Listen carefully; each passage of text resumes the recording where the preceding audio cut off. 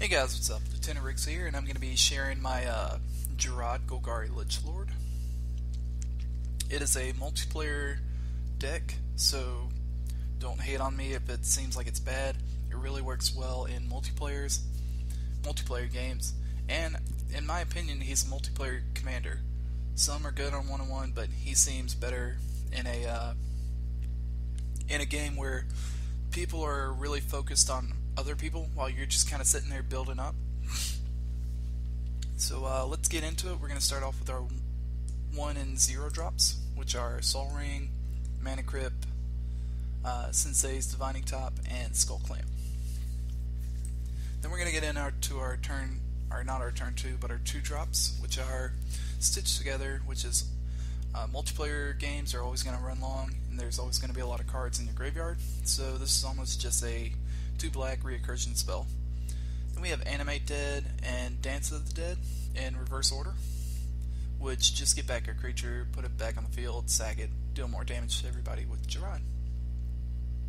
Then we have Hermit Druid, which is tap, reveal cards on top of your mill your library till you get a land, put that land in your hand. That's all it is.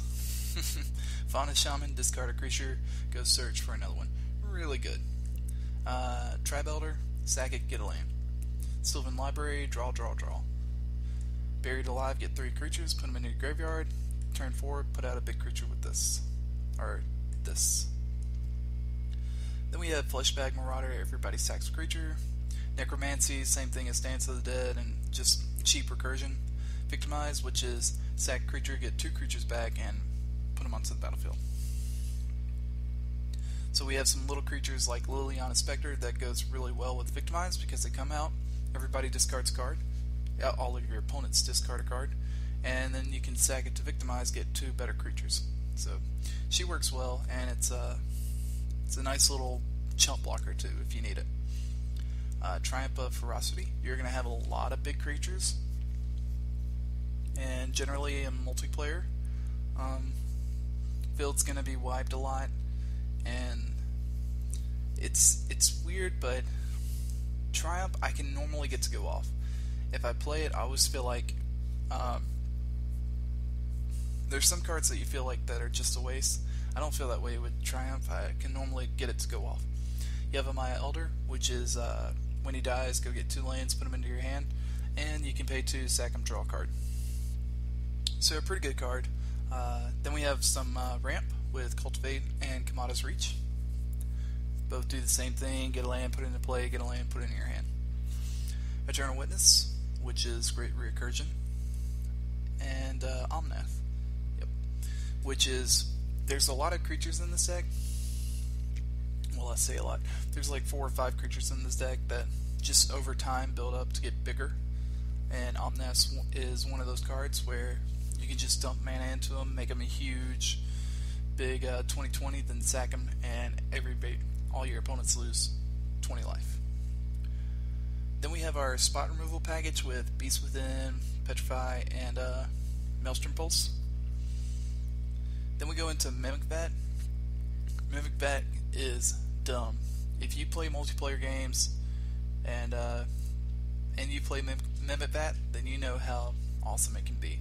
It can also be just a dead card. You put it out in play and someone kills it. But they're wasting a destroy artifact or enchantment spell on that instead of something like Wound Reflection or Mana Reflection. So it still does its purpose to get removal out of its hand, but it's a very good card.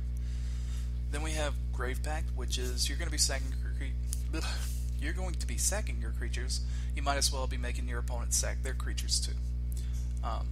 So another multiplayer card that really works well. It's really good in one-on-ones too, but it shines in multiplayer.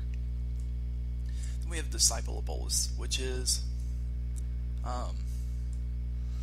you sack a creature and gain life and draw cards equal to its power, which is exactly what this deck wants, because it's so easy to get creatures back out of your graveyard. So you sack a big fatty, get them back, then sack them again with Jarad. So really good in this deck. Then we have Crypt Gas, which I do run. I believe it's 15 Swamp and there's bit more swamps. 15 swamps and 12 forests out of my basic lands. So Crypt Gas has a lot more. What I'm trying to say is I have a lot more swamps than I do forests. Okay, and the Extort is very relevant in multiplayer. Paying 1 and gaining 3 life is very nice when you cast all your spells. Then we go into Forgotten Ancients, which is another one of those creatures that I was talking about that just get bigger over time. Every time someone casts a spell, he gets a +1/+1 counter, and at the beginning of your upkeep, you can move those counters onto a different creature. And Lurgoyf, his power and toughness are equal to the number of creatures in all graveyards, which, again, late game is just... he can be a 25-25 late game, and then you stack him and, you get the point of the deck. Thran Dynamo, add 3 colorless mana to your deck, which we have a lot of 3 colorless mana or more, as you can see. So dropping Thran Dynamo on turn 4, then turn 5 dropping a land, and having 8 mana is, doubling your mana by turn 5 is really, really good. Then we go into Solemn, which is ramp and draw a card when he dies. Everybody knows what the Stad Robot does. He's really good. Then we have Shriek Maul, which is basically Terror. Was it Terror or Horror? One of those cards. That card on a stick. And I know you're always going to play it for the evoke cost, but I put it in the 5 slot just for argument's sake. Then we have Bloodgift Demon, which is Bloodgift Demon, which is Phyrexian Arena on a stick. Then we go into a card that was just made for this deck, Hatred, which is pay X life, target creature gets +X/+0. So I generally when I draw this card, I generally win the next turn, because it is a very cheap way to win, but it's one of these cards that you have to go all in. So you pay 30 life to give your creature +30/+0, and then if somebody counters it, then you just lost 30 life for no reason. But that's why you play this when the blue players are tapped out. So play this card, win the game. Hatred is bonkers in this deck. Acidic Slime. Now, he can be used to destroy land, but in multiplayer, he's pretty much just going to be a naturalize on a stick, which is still fine because he blocks very well, and I can keep bringing him back. So he makes the cut. Then we have Genesis, which is when it's in your graveyard at the beginning of your upkeep, you can pay 3 and return a creature from your graveyard to your hand. So he's just really good recursion. If he's in your graveyard, they have to have something to exile it, because it just gets stupid. Then we have Vulturous Zombie, which is another one of those cards that just get better over time. Anytime an opponent discards a card, he gets a +1/+1 counter, and he just gets really big, really fast. Then we have Lice Finale, which is destroy all creatures, and you get to search a player's library. Sorry. You get to search the player's library for 3 creatures, put them in the graveyard. Now, you don't always want to go for the biggest, powerful creatures in a deck like this. You want to figure out what his deck's trying to do, and then take out the creatures that are going to benefit that deck the most. That's my tip on using Life's Finale. Then we have Kakusho, which when you sack him, everybody takes 10, and you gain 15 if there's 4 people in the game. Harvester of Souls, which is just a sick draw engine in this deck. Anytime a creature dies, a non-token creature dies, you get to draw a card. Really good. Then we have Mana Reflection. And this should be over here. So should this. So let's go back down here. We have Machias the Unhallowed, which gives all your creatures Undying. And they get +1/+1. He's just great in this deck. You get to sack the same creature twice in one turn. So he makes the cut because it seems like he was built for this deck. My only thing is he could have cost 5 instead of 6, but he's that bonkers. I understand why they made him cost 6.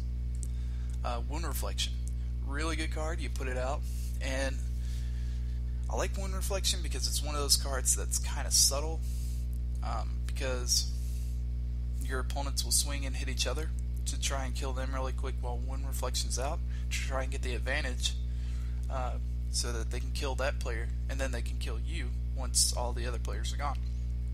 But what ends up happening is you sack a creature 15-15, you play a creature is a 15-15, and you sack it, and everybody takes 30. So, really good card. It's up there with Hatred. It's that powerful. Then we have Life's Finale. Oh wait, I've already done this. Felt like I already did this. Okay. Then we go into Mana Reflection, which is all your mana taps for double. We have Deadbridge Chant, which is mill 10, and then at the beginning of your upkeep, you get a card. If it's a creature card, you get a card from a graveyard. And if it's a creature, it goes straight into play. Then we have Duplicate, just great spot removal, and you can sack it. Shieldred, which is really in here for recursion, but still very good because they have to sack a creature. And then we play both the Primordials in our color, Sylvan and Spectral. I don't know. This card is bonkers in multiplayer. All the Primordials are bonkers in multiplayers. So, highly recommend running a Primordial in your color. And I think the blue is the best one, but I think green and black are tied for second place. Then we have Runescarred Demon, which is Demonic Tutor on a big body, so that's good. Tooth and Nail, which I understand we're all going to be paying 9 mana for Tooth and Nail because you want the Entwine. But I put it in here on 7 drops because it costs 7. Sylvan Primordial, just talked about that. Boundless Realms, amazing ramp, just ramp. Then we have our 2X spells, which is Black Sun Zenith and Gaze of Granite. Now there is an enchantment that is just way better than Gaze of Granite because it counts as an instant. You sack the enchantment and you pay X, and you destroy each permanent with X or less. But that enchantment is, it's like 25 or 30 ticks, I believe. I looked it up and I just remember thinking, wow, that's insane for that. When Gaze of Granite does the same thing, but at sorcery speed, and it costs 1 more. And I think it's like 0.5 of a tick.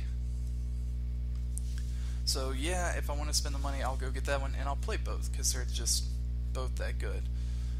And then we have Pestilence Demon, which he's good because you can just keep paying black, get everybody down low enough, and then sack them. Rise of the Dark Realms. If you can't tell, I like playing big spells. I don't like decks that just counter everything, or decks that just play like land destruction or hand disruption. Even though I do play hand disruption decks in my Lazav, that's more about just to get the creatures into the graveyard so I can make Lazav bigger. I know that's still very hypocritical, but I like playing big spells, and I think Magic is top decking that huge spell, having the most fun you can playing that big spell. And I understand that there's people out there that get a kick out of just saying, nope, you don't get to play that spell, but I just don't like counter decks. I know your opinion of fun is what determines how you play your deck, but in my opinion, I like playing big spells, and I think playing big spells is fun. I love seeing when somebody plays Omniscience, and then they go into like,